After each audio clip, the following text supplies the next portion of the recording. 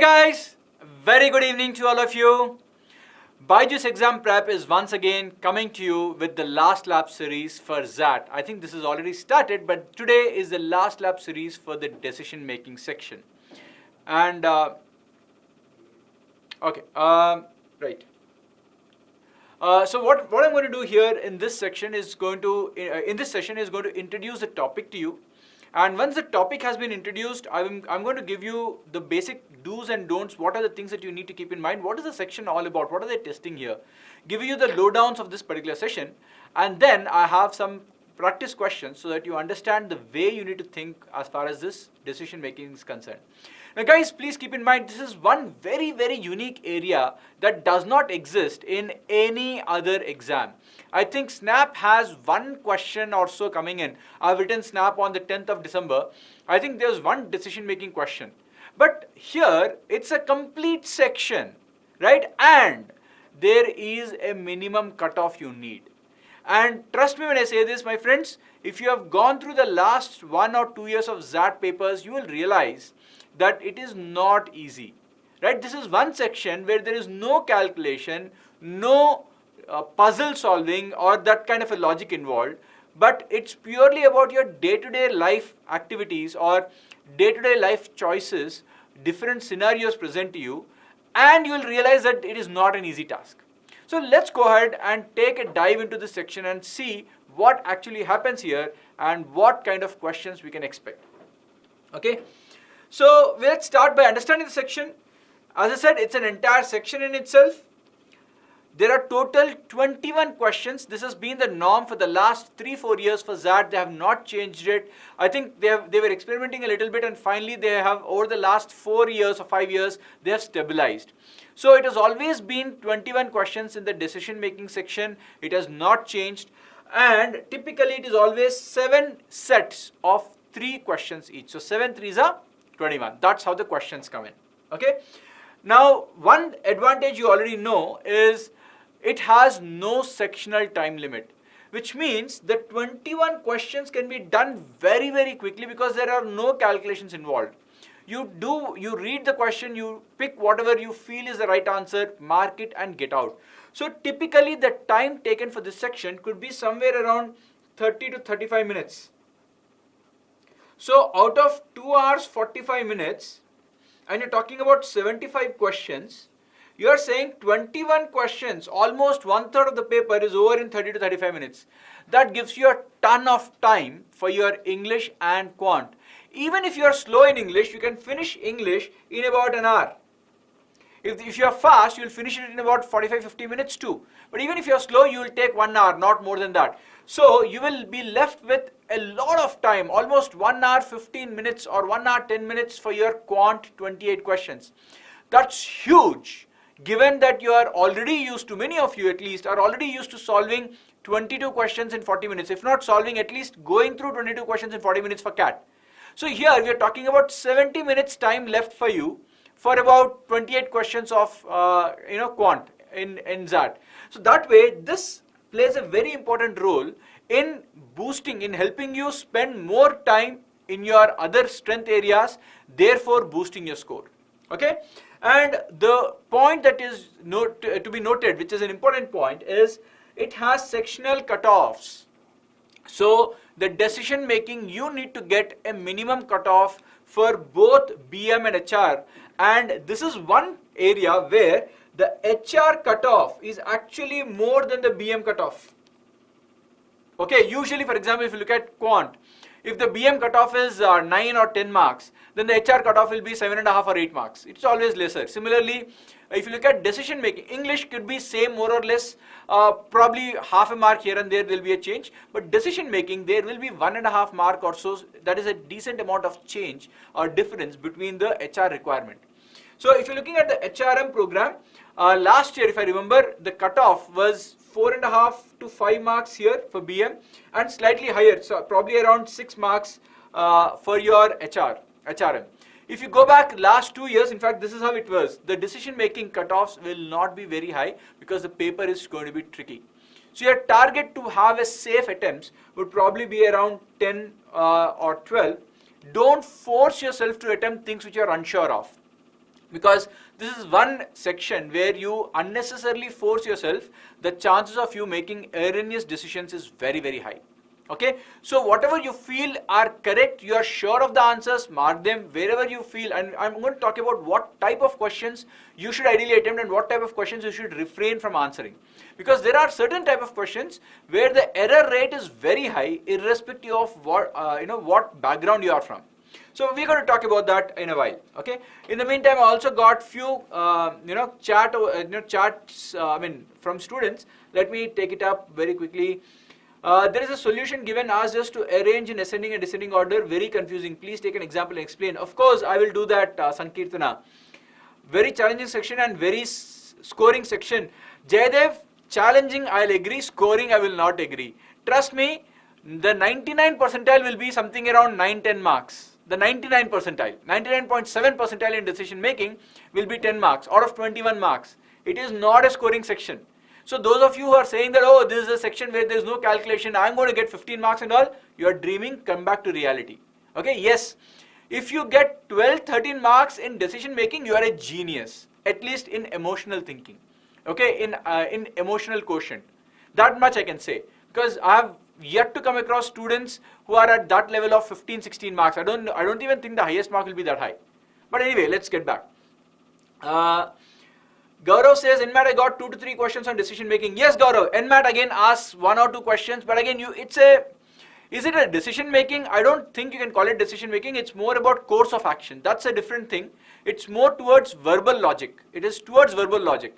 This is different. Here the decision making will be different. In fact, if you want to understand proper decision making, I'll give you an example from Snap, my slot of December 10th. The question was very simple. It was mentioned that you are a new employee in a particular company and you went out on a picnic or some kind of a thing with your boss and other employees. And kids were also there. Now you have a kid, your boss also has a kid, and you are a person who's very enthusiastic and you want to show a good impression to the boss. You're trying to make a good name, good impression. Now you see that your kid and your boss's kid are playing in a pond or in a lake, and suddenly some other kid, somebody else's kid, we don't know who, has fallen into the lake.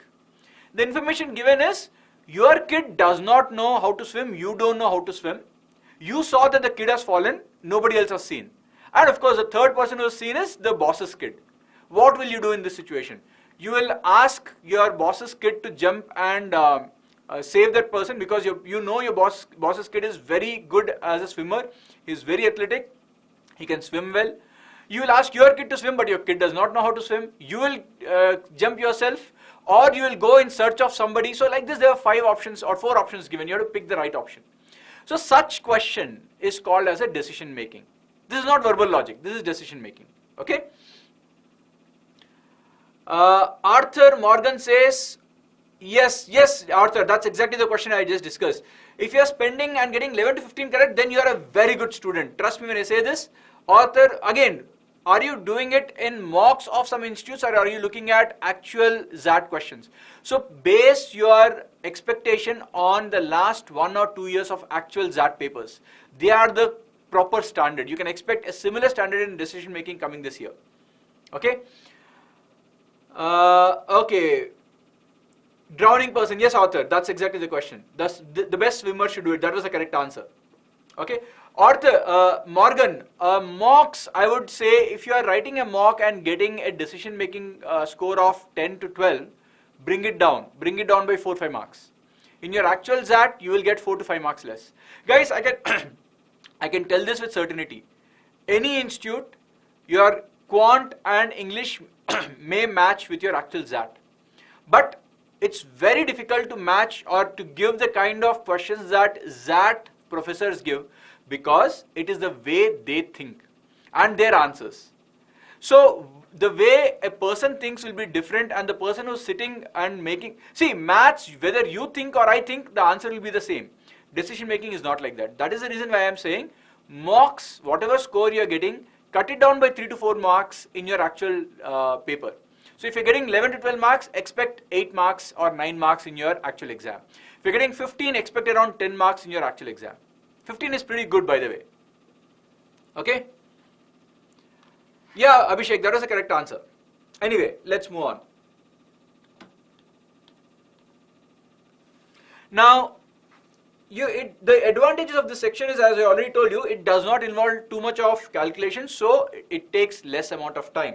It's reading, reading and more reading, right? Typically less than 25 minutes, but you can finish it in 30-35 minutes also if you are a bit slow in English. But if you are quick in English, you can finish it off in 25 minutes flat, save that extra time into quant and get as many questions in quant as possible. The one advice I will give you is don't overthink in this section. Don't overthink. We'll see what I mean by overthinking. Anyway, and also it does not require too much of preparation compared to the other XAT sections. For example, if you're looking at English, there's a lot of preparation. There is grammar, there is vocab, there is RC, lot of things. Similarly, if you look at quant and DI, there are a lot of things you need to prepare. Here, the preparation can easily be completed in about 10 to 15 days. 15 days flat, you can finish it. That is the reason why we are starting the last lab sessions today. And I'm pretty sure that if you spend the remaining days, because your exam is on 8th of January, if you can spend the 15 days, you have 18 days left. If you can spend about 12, 13, 14 days, you will be good in decision making, clearing your cutoff and probably getting 2-3 marks more than the cutoff too. It's not that difficult, okay? But you need to know what to prepare. So let's take a look at it. So what is this decision making all about? It is to answer this, we need to know what is its reason for existence. So the reason for its existence is XAT wants to test the decision making abilities of students, which is not tested. Decision making is not your quant or logic, it is not your English, it is not tested in any other aspect, in any other exam. So they want to see how are you in terms of handling situations, how will you behave in a particular situation, and that is what they want to test. Okay, these are very subjective. There is no calculation, there is no hence proved here. It is all subjective. In fact, last 1 or 2 years back, I remember, last year in fact, XAT, I remember a question. So there was a question where a professor was giving assignments to students, okay. Now, 3 students submitted very similar assignments, which obviously means they copied from each other. So the professor now called and spoke to all of them, and one of the persons basically came and told that, sir, I actually did the assignment, but the other 2 people copied from me. When they asked for my help, I did not know they were copying as it is. They said they want to get some idea, so I helped them as a good student. But I didn't expect them to copy as it is. Then the other 2 students also came and said, yes sir, what the person is saying is true. We did not have time. They gave some reason because of which we copied. And we did not have time to give our own work. So we kind of betrayed that first student's trust. This nice story created there. Then the question is, what should the professor do? And there were options, and look at the options. The options were, the professor should fail all 3 because that is the rule as per the course structure. If somebody is found copying for that assignment, you will get an F for all 3 of them. Then the second option was, give an F to 2 people, and the one person who actually worked on it and did the effort, give the marks that he deserves. Then the third option, give only a pass mark to the student who did the work and fail the other 2. And you're passing the student, not giving him the marks that he deserves because he, helped the other students and in cheating. Then the fourth option and fifth option, it's debatable what you're supposed to do. For example, I was a faculty in one of the business schools. I actually came across a situation like this, and what I did was I gave the 2 people an F for that particular assignment, and because all of them are agreeing that the first person did the hard work, I gave the marks for the first person. That is what I did. Now, nobody can challenge whether that is right or wrong. But here, what you need to understand is you need to look at one small aspect. That is the principle involved. Now, the principle involved will be mentioned at least subtly in the question. It will be mentioned, if not directly, subtly in the question. And here, in that question, the sentence was framed in such a way that it will come across that the professor clearly instructed that there will be these rules followed. That's it. So when you're saying that this is the principle on which the marking has to be done, then you have to stick to it, irrespective of how the story is, how desperate the story is for the students.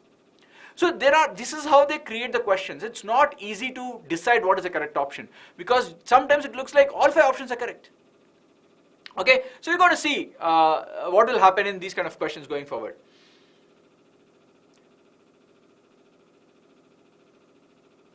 Right. So anyway, moving on.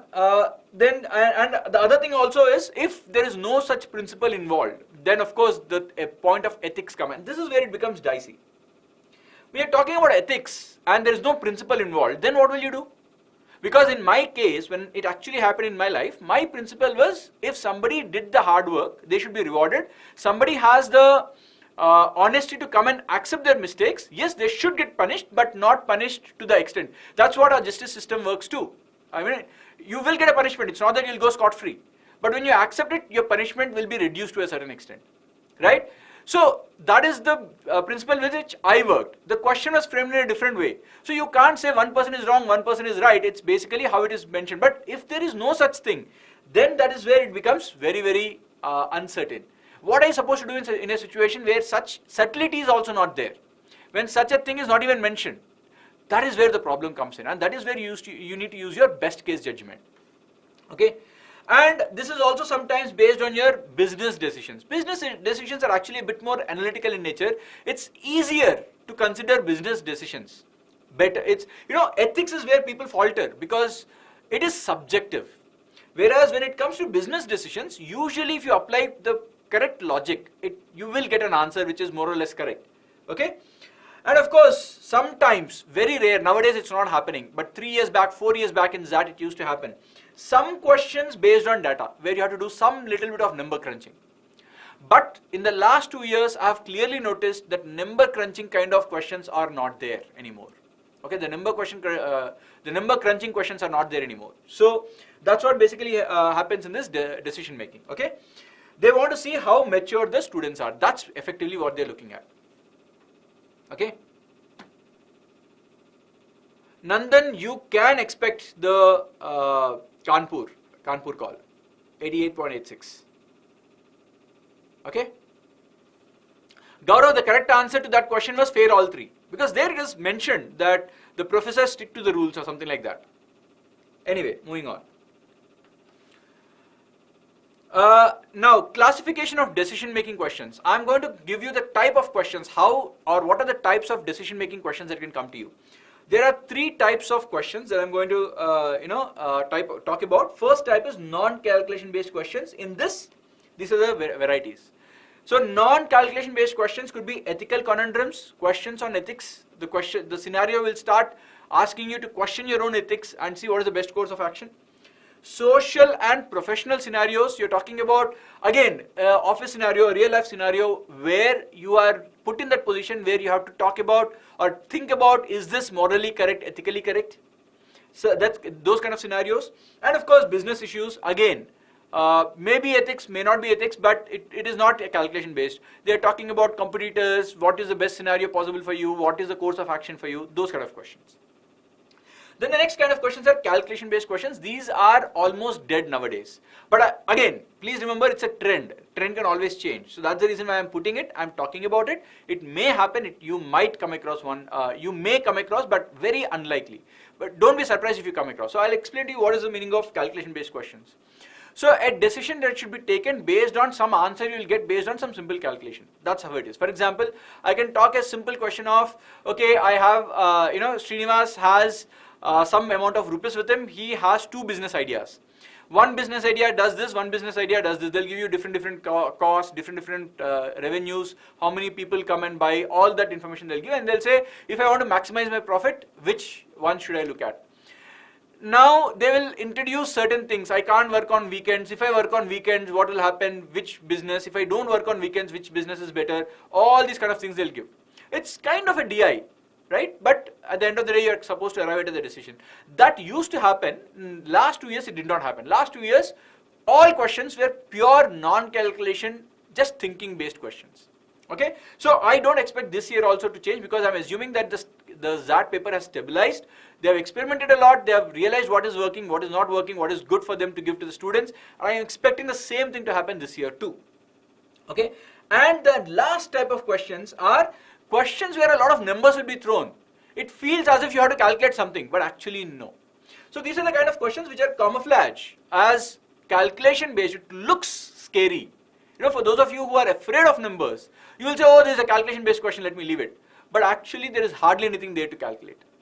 But the numbers are there just to, mess up your mind.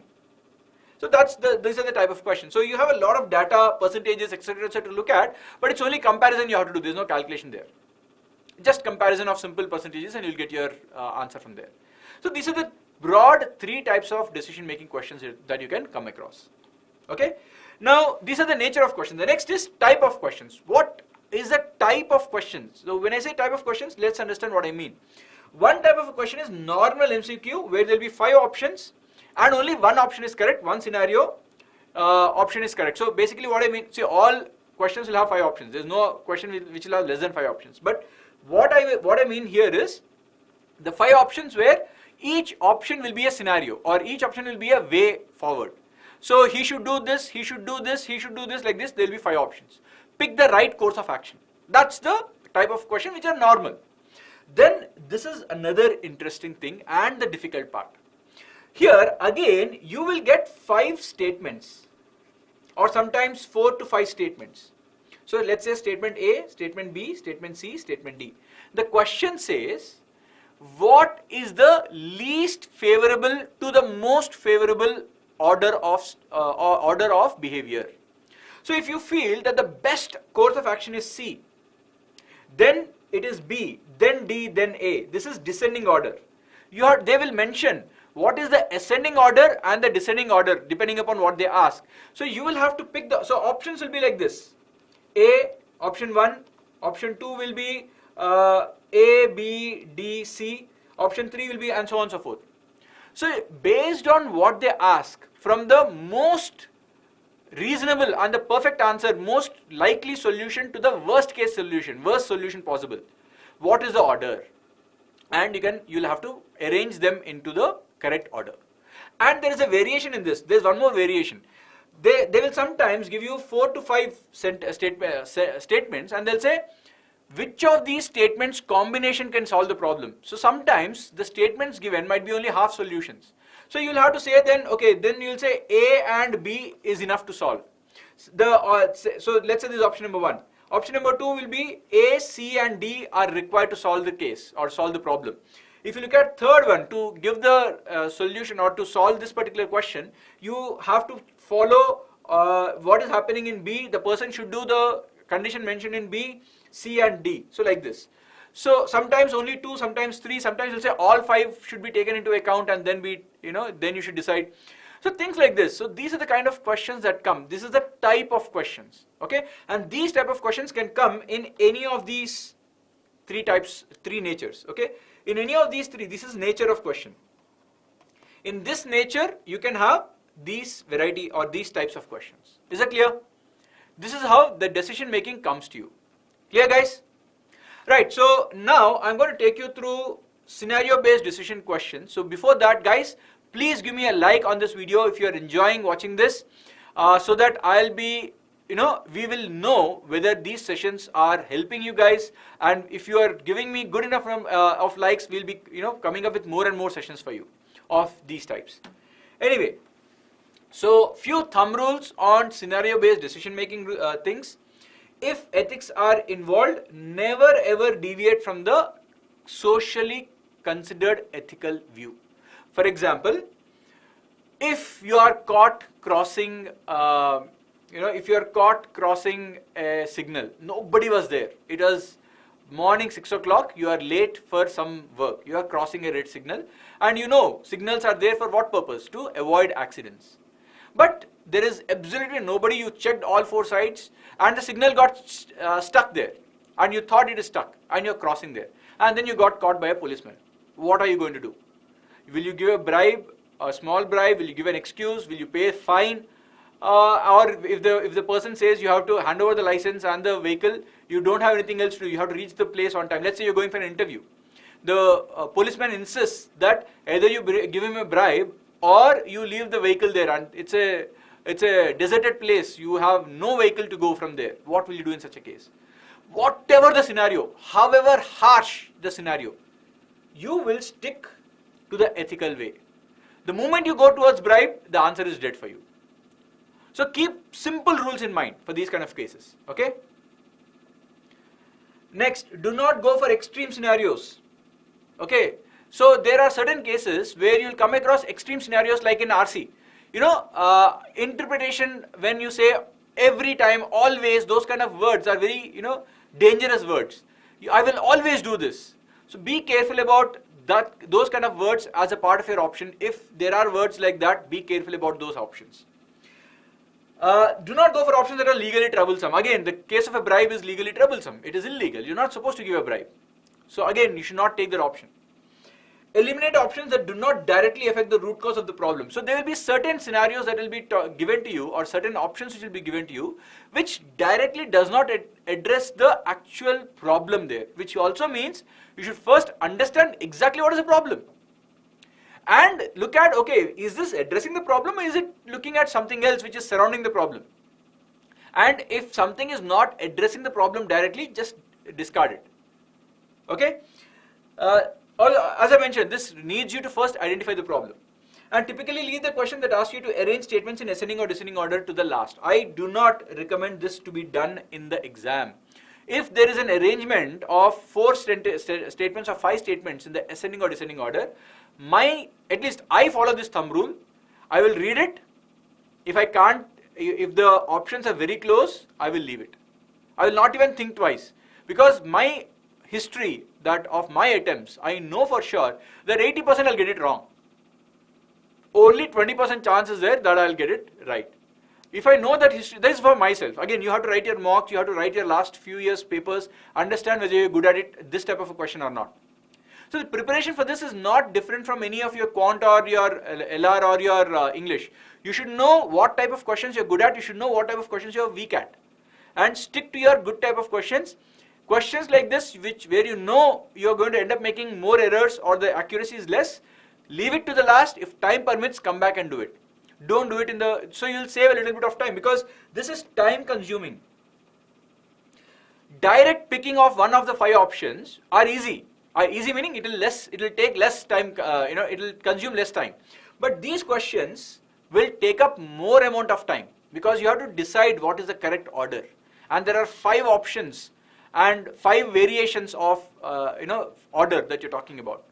So it will take time. So I would always say such type of questions, if the time permits, you please come back. Otherwise, spend the time in your quant or English. Okay? Smriti, I would say for XAT, ideally you should write anywhere between 6 to 8 mocks. You should write anywhere between 6 to 8 mocks. Okay? Now, also as I said, these are basic thumb rules. Please don't say that, sir, I followed all your thumb rules, but I got a question wrong. Obviously, you can get things wrong despite following the thumb rules. So these are just the thumb rules. These are not sufficient. If you have it, it is good. But please don't call this as sufficient rules. Not enough. You need to use your judgment. Okay? And the judgment is developed based on solving of more and more questions like this. Understand the logic from the following examples. We have examples coming up now. I'm going to start talking about questions, and we're going to discuss the logic why certain answers are correct. Of course, you should do this without fail. Solve all the previous year decision making questions without fail. Understand the reason mentioned for each correct option wherever you pick the wrong answer. So many people do this mistake of just solving the paper and not realizing why they picked the wrong option. They just say, okay, this is the correct answer. Oh, fine. For this question, this is the correct answer. You need to understand what is the crux. Why is this correct? Why is what you mentioned wrong? That is what is called as analysis. If you don't analyze, just solving is of no use. Clear? Alright guys, so I hope you guys are ready. We are going to talk about 2 types of questions today. That is ethics and individual situations. Next session, I have one more last lab session. In that, we are going to take up business case studies and any other topics which are miscellaneous. But today, we are going to stick to ethical and individual situations. I have 3 case studies in front of you. 3 to 4 questions per case study, a total of 10 questions coming your way. Are you all ready? Can I have a quick round of responses from all of you? Can I see some likes going up? Quickly guys. Are you guys ready? Alright. Let's move on. Set number 1. This is information. Read it. I'll give you just 45 seconds to read. 45 is too much, but I'll give you 45 seconds to read.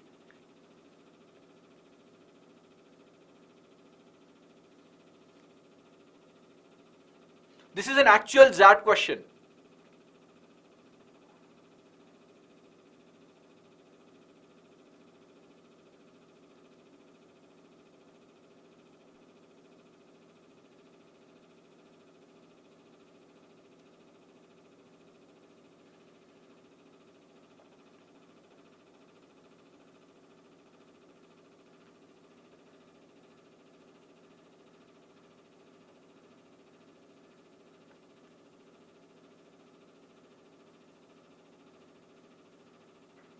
Okay, done.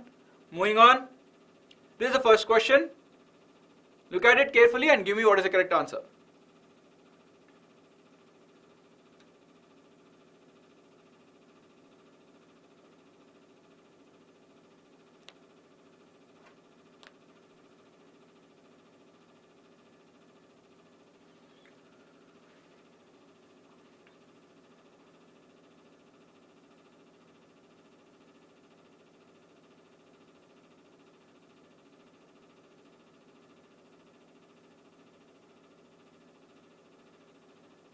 Alright, so many of you are giving the correct answer here. Let's go ahead and take a look at it, and yes, the correct answer is option A. Now let us understand, as I said, analysis is not about knowing what is the correct answer. Analysis is understanding why the other options are wrong.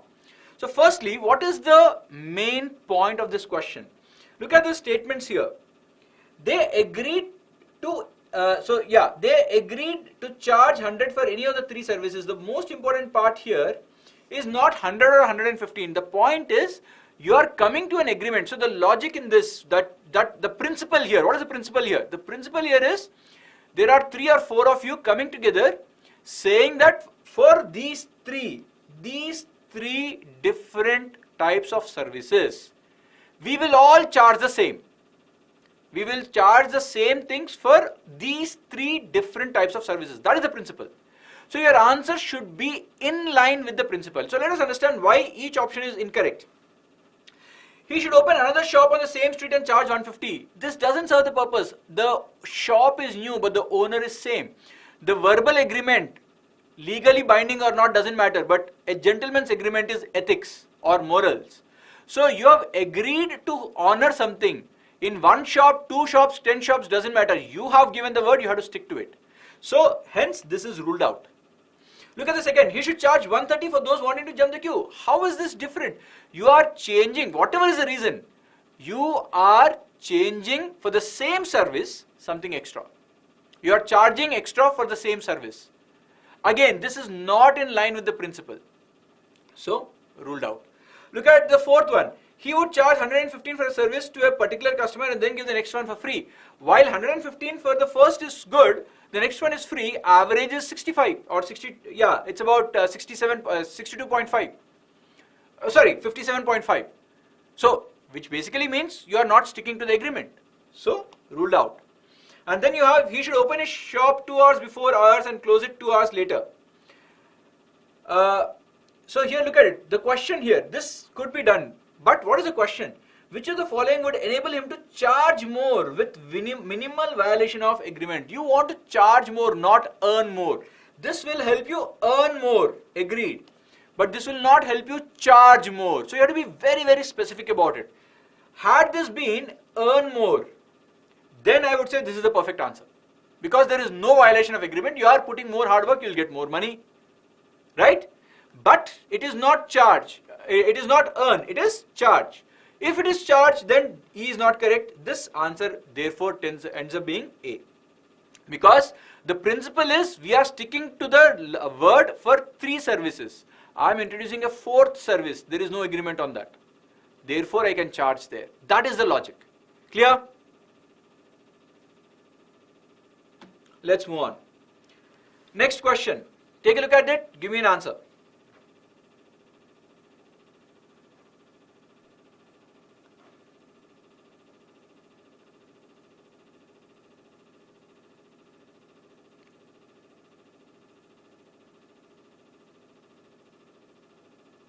What is the answer to this?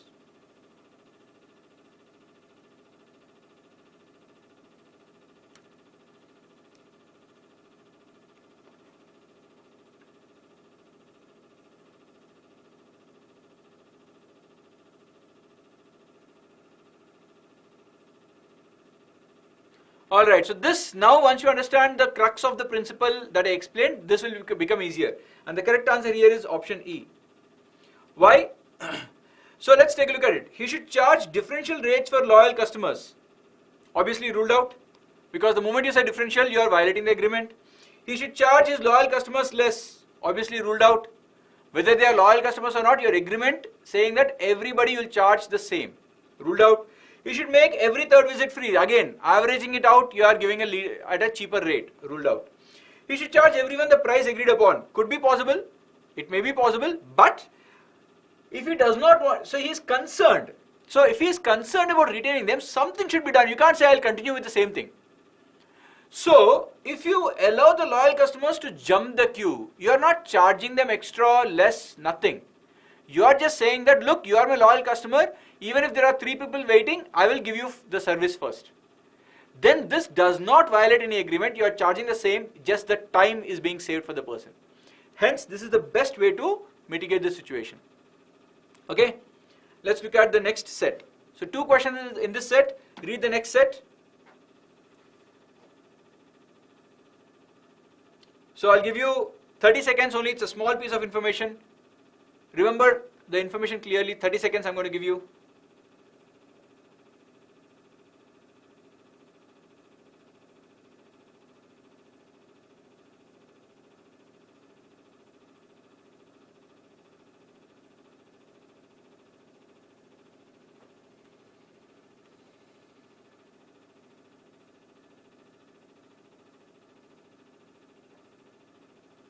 Okay, done?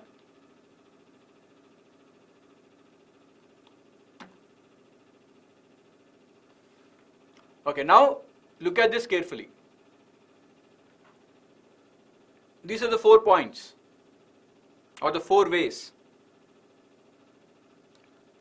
I'll give you about 45 seconds to 1 minute to write down these 4 points on a piece of paper that you have.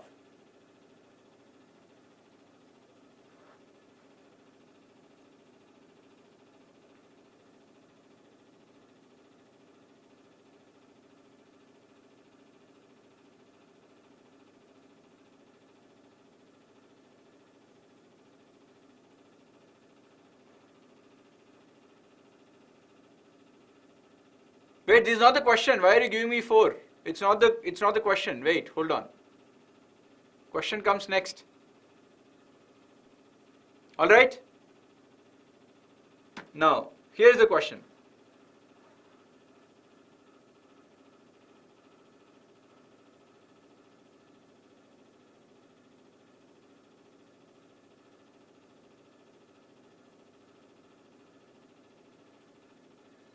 So, which option would ensure the best control on the quality of construction? So, look at it. I need control. That's the point here. Highlight the keyword. That is the point for the question. That is the first thing you need to do. So, if you look at the first option, buy a fully furnished house from a big developer. So, neither the construction is in my control. We are not talking about quality alone. Control on quality of construction for the Biswas. So quality may be good, nothing wrong, but I don't have any control on it, right? So you're talking about the first one where you can have a big developer, could be good, may not be good, we don't know. So this is not the best possible option. Buy a semi-furnished house from a big developer. So whatever you furnish is under your control, but whatever is already given to you, not under your control. The same logic extending here, not the best option. Get a local unregistered contractor to control your house and furnish it. Again, big developer, small developer, or unregistered, registered, as long as you are not looking into it, it's not going to serve your purpose. So gone. Therefore, you will get only the 4th one as the best possible case. Okay. So the 4th option would ensure the best quality. Right? Next question. Look at this.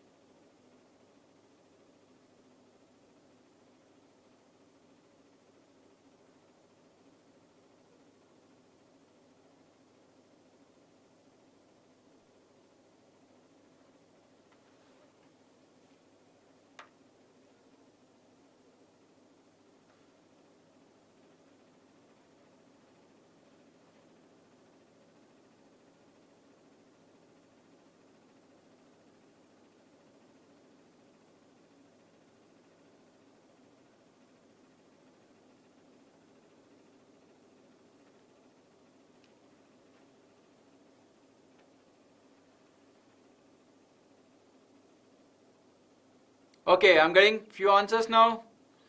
Right, so what is the problem here? Why did we reject the third option? The third option is you take an unregistered contractor and let him build for you. That is the third option. You want the third option to be preferred. So what additional information? So the reason why we did not go for that is unregistered. Hey, we don't know about the person and we might not even have some control on it. So if you look at it, based on the current information with no additional information, the third is best. Anyway, last question you got correct answer, A is ruled out because we know that fourth is the correct answer. So A is not correct. Among local property holders, the contractor in the third option enjoys a good reputation. So first, at least it is clearing the problem that yes, he is unregistered, but he is well known. He is well known. So at least the third option gets a boost. The third option directly gets a boost. Directly helps. Still the control is not in you. Please keep in mind, the control is still not in you, but you are getting a boost. Now, big developers are less open to change in designs. So here, you are talking about why the others, the big developers thing is reduced, but still the fourth option is not affected by this. So 1 and 2 might be reducing, third and fourth are not affected by this. So this is still not correct. Mr. Biswas cannot stay back alone to supervise the construction. See, if Mr. Biswas cannot supervise the construction, then it will apply the same thing for A, B, C, all three options, the first, second and third. Because for the fourth option, my bad. It will not affect the 1, 2, 3, it will affect the fourth option. Right? So fourth option will become less. Does not mean that the third is automatically the next best option. So this is gone. Okay? The Biswases want to select the furniture on their own. Yes, if I want to select the furniture on my own, then the first option will be bad. But it is not affecting the others. So this is also not correct. So therefore, you will have only B. B does not fully answer your question because I want to have control on it. But given the four options, I can see that at least it will give me some additional help to my option directly. So this is directly helping my option. The others are not directly helping my options. Clear? Next. Look at this. Interesting. So this is where I said, ordering kind of questions, don't waste your time on this. Ideally, I would say come back to this a bit later. But again, you make your own choice based on how the paper goes for you in the mocks.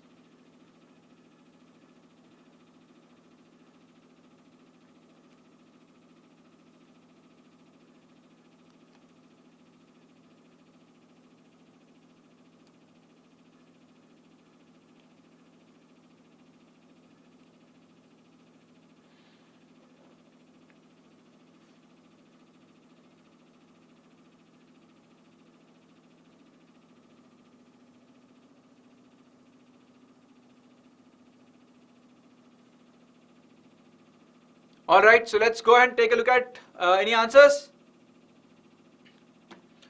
Alright, so the correct answer here is C. Now here what rank in ascending. Ascending means the least favorable to the most favorable. Least to most. Please keep in mind. So for the option 4 is the maximum control. That should be the end point. That is the maximum.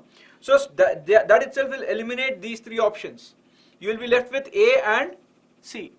Now among A and C, the third option is unregistered person, you don't know about him, whereas 1 and 2 are big builders, right? So they are both going to be before your 3 in terms of the choice options. So 3 will be the starting, the least preferred, then 1, then 2 and then 4. 3, 1, 2, 4 is the correct answer. Clear? That's okay, Jaydev. That happens, but it's a learning experience. Let's move on. Okay, set number 3. This is a little bit lengthy. Read it. I'll give you 1 minute to read everything.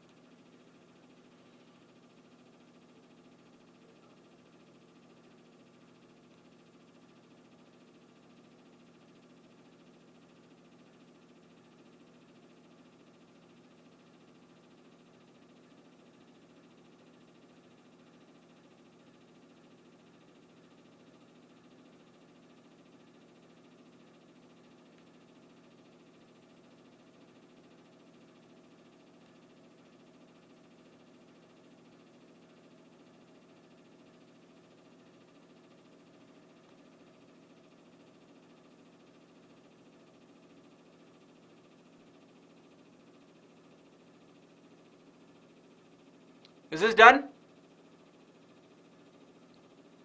You want some more time? Okay, fine. A lot of information. I'll give you some more time.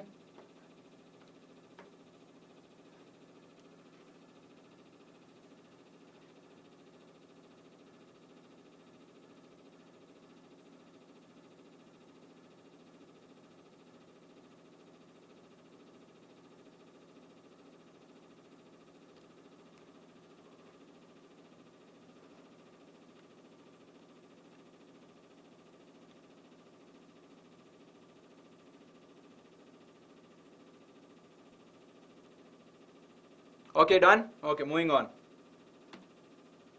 Here's the first question. Take a look at it.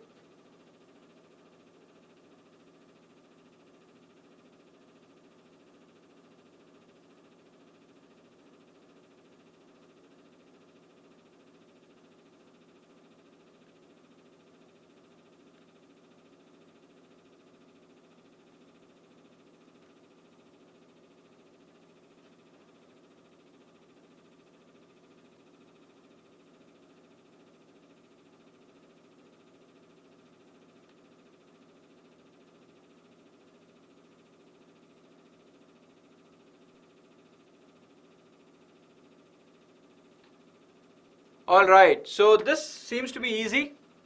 So firstly, what is the principle of this? The principle is this. She uses a network digital lock to monitor the property. So this is one of the things that she wants to do. She wants to do this, so the decision should stick to this as much as possible, right? And the cost of rent is 125 per day. This includes everything. Now let's look at the options and understand why each option is wrong. Madhuri should switch to physical lock. She can do it. It will help, but it will take away one of the prime requisites of hers, which is monitoring the situation. That's the reason why this option is ruled out. If you look at B, on request you should send one of the physical keys 5 days ahead of the customer's arrival at an extra charge of 75. So this is wrong, because I am creating something which is complicated and then asking you. It's like, it's like creating something which is complicated deliberately, and then I'm charging you to understand it or deal with it. That is not the right way, right? So that's what this will tantamount to. You should not do this.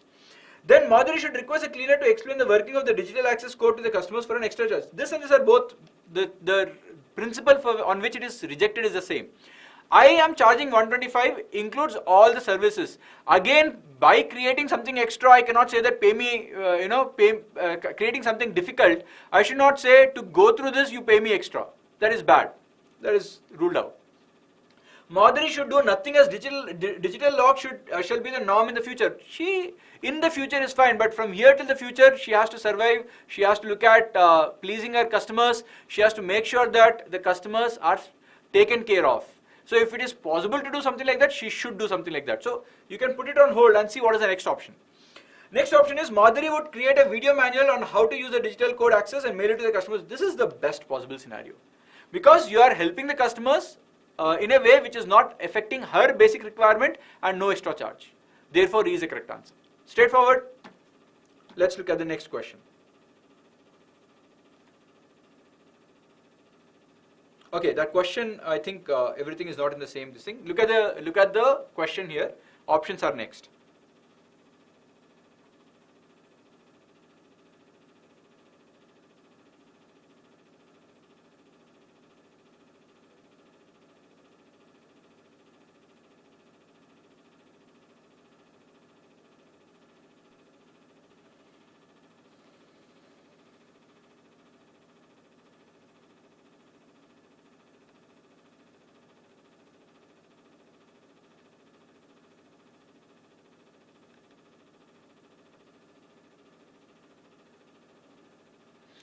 Saurav is asking, if the question states that the lock fails multiple times, then what should be the answer?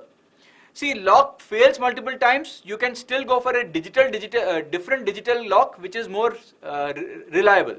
But the principle of monitoring should not be lost in this entire process. Clear? This is done. Let's move on to the options. These are the options.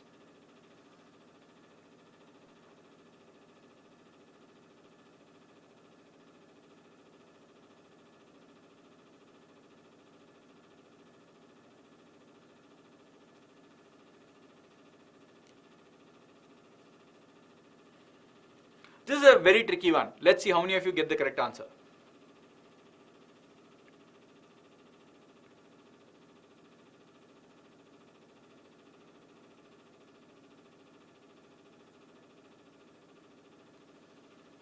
Okay, few correct answers, few wrong answers.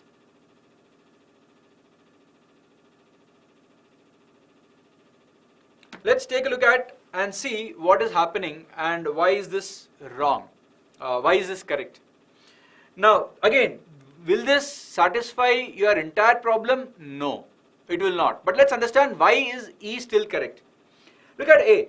Keep the digital lock as the only option and communicate this to the guest. This is not going to solve the problem.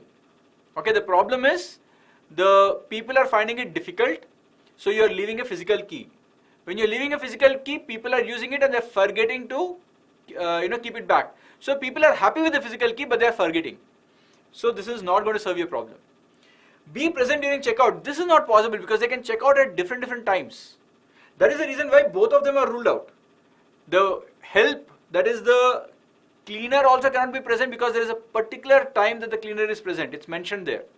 So you can't ask the cleaner to be present in the morning or in the evenings once the time is over, right? And you also can't be present every time because you will be having your own work. This is illogical.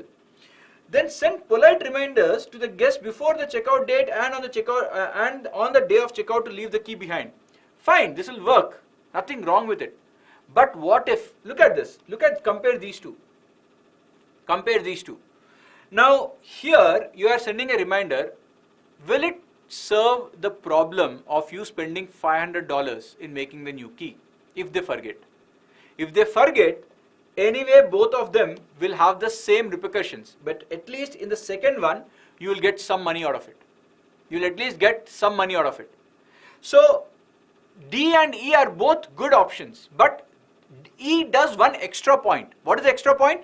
It will at least give you some money. But what is it not doing? It is still not helping you in the 10 days gap. Your perfect solution should be something which will cover your entire expense and the 10-day gap, which is not happening anywhere. So you are choosing between D and E, you are choosing E because D and E will serve the basic purpose. Because see, $100 in a $125 rent, you are paying $100, it's not a small amount.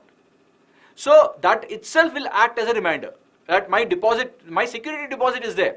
I have to take my security deposit. If I have to take my security deposit, I will say, okay, what should I do? I have to give the keys. If that is not acting as a reminder, then you will forget the key anyway, you will forget the security deposit and you will go. In which case, you will at least get this 100. But in the above case, despite the reminder, if somebody takes the key and goes, there is no recourse. That is the reason why E is better over D. Is this clear?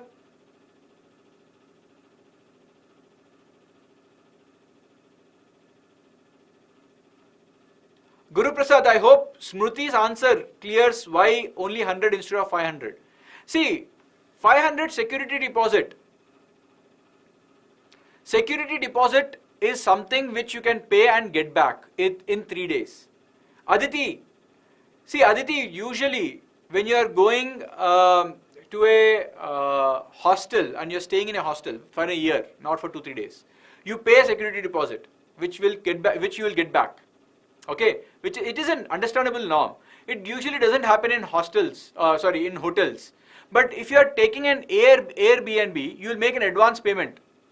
And an advance payment for use, and in some cases there could be some kind of a security deposit also. Because see, an Airbnb is a house that they are giving you, right? What if you take something, steal something and go away? So there will be something like this. It is an acceptable norm. People are used to it, especially the foreigners who are coming in, they are used to this kind of things. Now, is 500 too high? Maybe. But is 100 too less? Maybe. Point is not high or less. Point is compare these two options. 0 is worse off, 1 rupee is better off. That's my simple logic. Clear?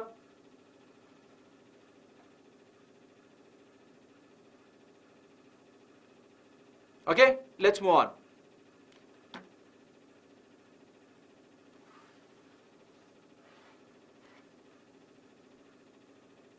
Okay, next, last set, take a look at it.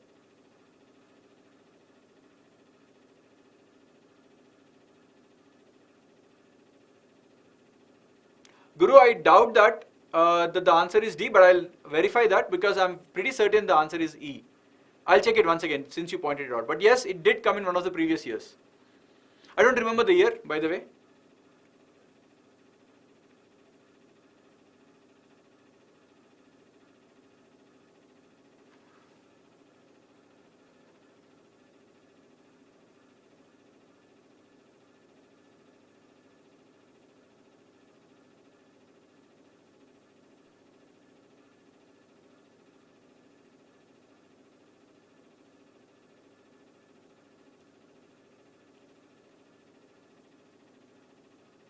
Okay, you're done. You have read this. Can I move on?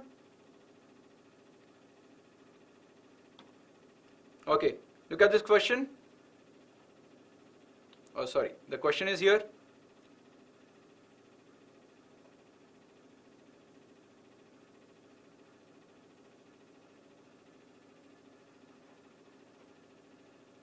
I'm moving on to the options. These are the 5 options.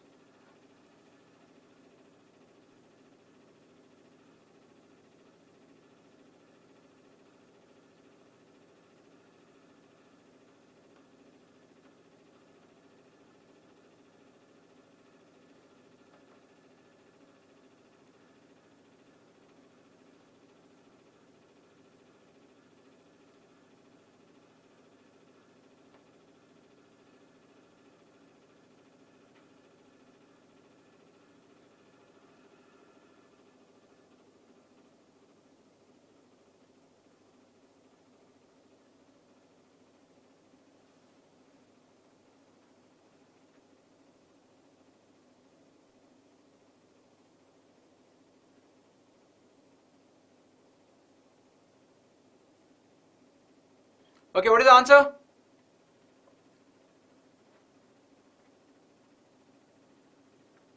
Okay, I'm getting answer options between A and B. Let's see. And now you'll understand why decision making is scary sometimes tricky. The correct answer is option B, and the reason, see, we'll first understand why the answer options are wrong.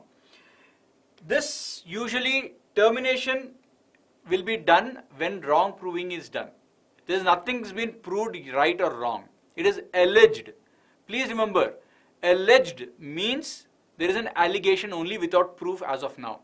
It may be wrong, it may not be wrong. Think of what happened in the case of Shah Rukh Khan. When his son got arrested and there was an allegation on him, the branch did not shy away. Had it been proven true, they could have done something. We don't know. But he's been exonerated as of now and the brands are continuing with him. Right? Yes or no? So that is anyway ruled out. Since it is the ambassador who is responsible for this, so your brand ambassador cannot just come and say, hey, my followers, please start following, please start continuing with the brand. That's not the best way. It's not, it will not go well with the public. Okay? So that is definitely not the way forward. If you look at C, since the trend is the outcome of pure trolling, Robin should recognize that the trend is ephemeral. Ephemeral means short-lived. And will die down once the troll diverts. So the problem here is not whether it's going to die down or not. We don't know whether it will die down, and even if it is going to die down, there will be a negative impact of your brand. So you have to do, as a brand manager, you cannot say that, hey, things will come back to its own course. Let me leave it. No, you can't do that. Your purpose as a brand manager is to curtail any downfall of the brand in such a situation. So this is ruled out. Now, if you look at A and B, the company should issue a public apology. Why should the company issue an apology when somebody is not even proven to be guilty? Guys, remember, as a brand, you should not apologize unnecessarily. In fact, if you do that, you will come across as if somebody who cannot stick by your own people. At the end of the day, the person here is a brand ambassador. You have chosen him for some qualities. And you are now, at the first sign of trouble, you are ditching the person and running away. I'm not saying you have to be loyally sticking to him despite him it being proved. At least, without being proved, you cannot and should not distance yourself. And this is a case where it is not a very white and black case. Right? So there are certain cases where you can clearly see that the person is at fault. So as a brand, you can pull away. But in such a scenario, you should ideally not. So there was a case of Tiger Woods, if I remember, of abuse. So something happened, I don't remember exactly, long time back. A lot of brands pulled away from sponsoring him and as well as taking him as ambassador. So they cut down the contracts because they didn't have to wait for a final verdict. Or even in that case, certain people waited for the verdict, but there are certain brands who went ahead and did it even before the verdict came because they did their own research. They found, yes, the allegation is true. In this case, if nothing is proven, you should not be doing that. Hence, you will say the answer option is B. Clear?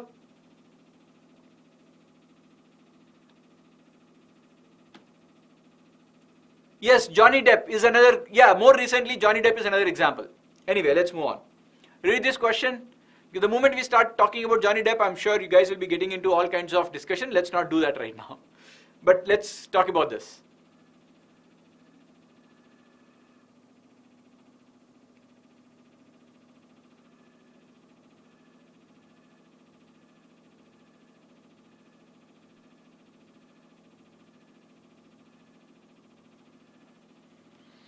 Did you read the question? Is this ready? Done? Can I move on?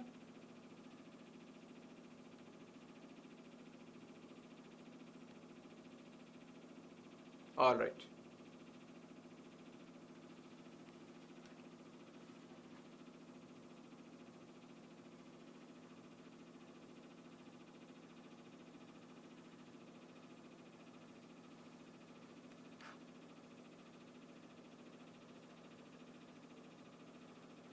Again, a question with options which are tricky, not straightforward.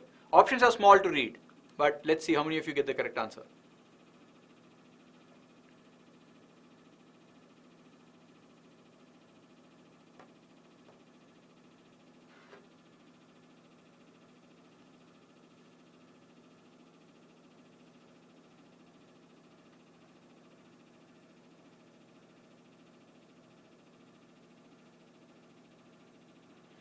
Okay, I'm getting B, C, E, all sorts of answers.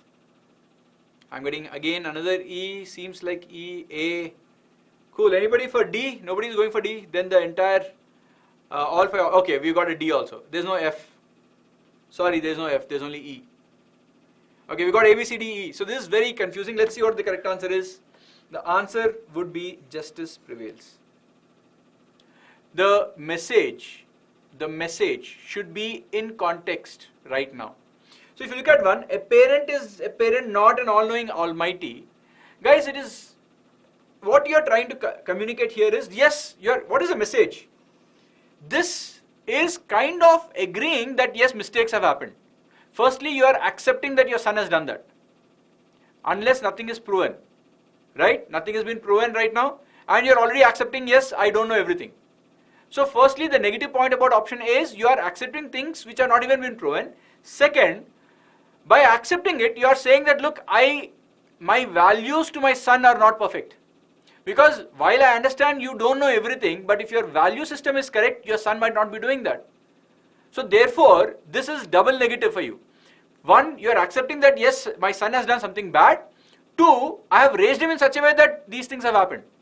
So this is creating both the problems for you. So this is gone, not correct. Next, company X associates itself with only those who have a clean image.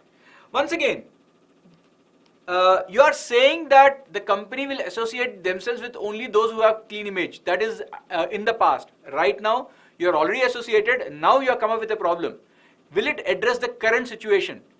Right? I understand that when you had the deal with the company X, this guy did not have any problems. But now the problem has come. Will this statement serve the problem? No, it will not help the problem. Gone. An investment in knowledge pays the best interest. Could be possible. Education not only builds career, it also builds character. So if you notice, these two are very, very close to each other. Now, the way I will think and the way in which the examiner wants you to think is, if you say that both of them convey similar kind of message, an investment in knowledge pays the best interest, nothing wrong. You're saying that, look, this is completely devoid of what is happening with me and my son.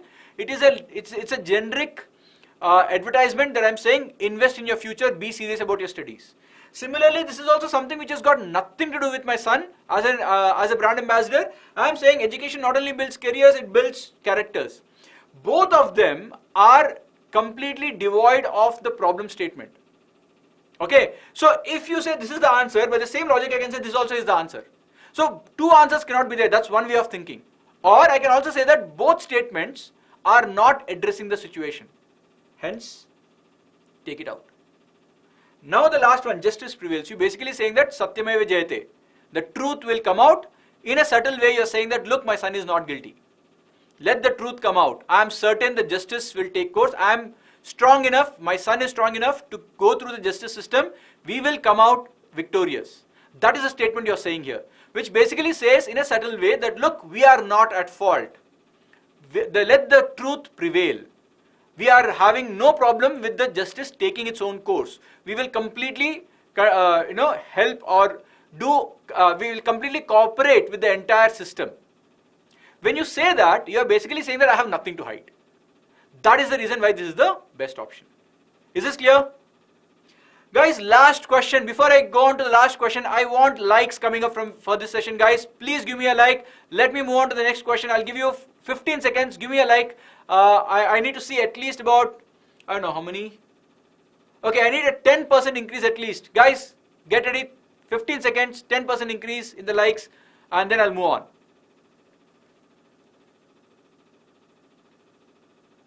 Moving on. Okay, I am assuming that you guys are not doing the calculation now for 10%. Let's see. This is the last question. Take a look at it.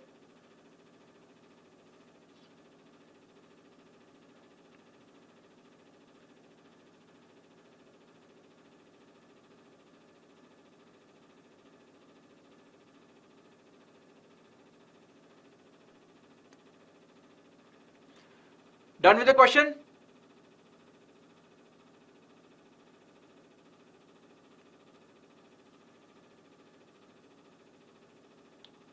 Okay, these are the options.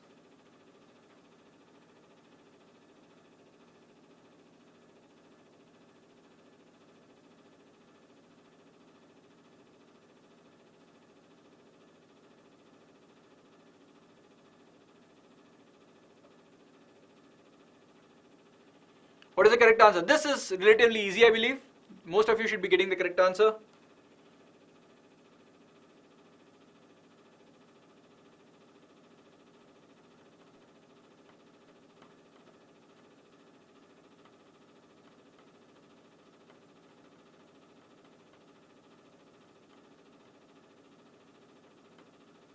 Alright, the correct answer obviously is option A. The correct answer is option A. Obviously you can't threaten the board to so if you are asking somebody to do something and then threatening, it doesn't work. A threat will not work in this case. He is in no position to give a threat. A threat ideally should only be given if you can execute it. He cannot do anything like that. Gone. So this is ruled out. Have a discussion with the board and force them to pay. Once again, threat forcing them to pay will not work.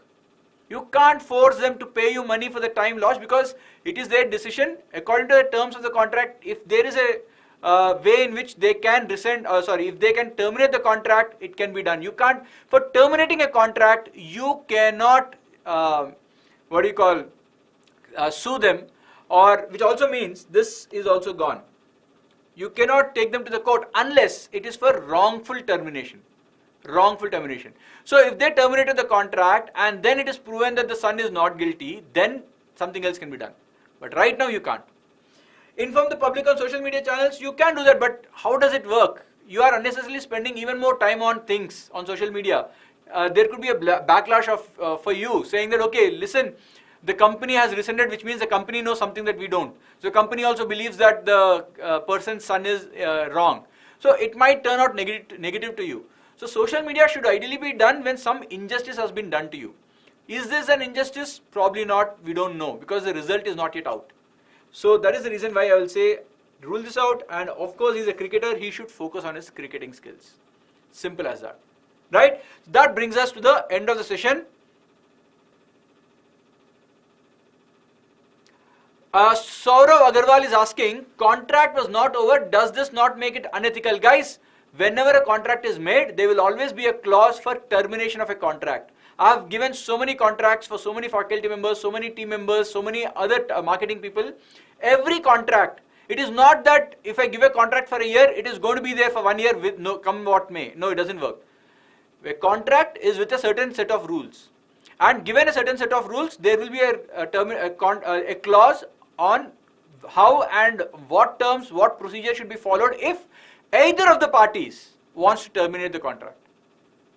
So I have to honor all these conditions, then I can terminate. So yes, if I decide to terminate, I can, provided I go through all of them. So there's nothing unethical about it, provided you're following the structure of the contract. Okay? Right guys, so CAT 2023, we have a program being launched very, very shortly. So if you guys are preparing for CAT 23, this is the program for you. We also have a lot of sessions coming your way, so please take a look at this. I'm going to, in fact, Savitri ma'am is going to talk about tackling RC in XAT. RC is a decent chunk in your XAT exam. Nikita is going to talk about vocab and grammar revision. That's going to be done on 24th December. So you have a ton of sessions coming across. Important concepts in to ace DI and XAT, that's by yours truly. I'm going to take it up on 26th December, that's a Monday. I'm going to come back to you for decision making on Tuesday, 7 p.m. Once again, I'm going to catch you on Tuesday, 7 p.m. On the decision making, business policy and strategy based questions. And finally, Gautam is going to take up 10 days to XAT session, what to do in the last 10 days on the 28th of December. These are the sessions which have been planned for you guys till 28th. We will come back to you with a lot more sessions in the new year too. So please stay tuned into our channels guys, Instagram, WhatsApp, as well as, sorry, not WhatsApp, Instagram, our app, as well as YouTube. So that you get information about all these sessions which are happening. Thank you and see you soon in my next session. Have a good night.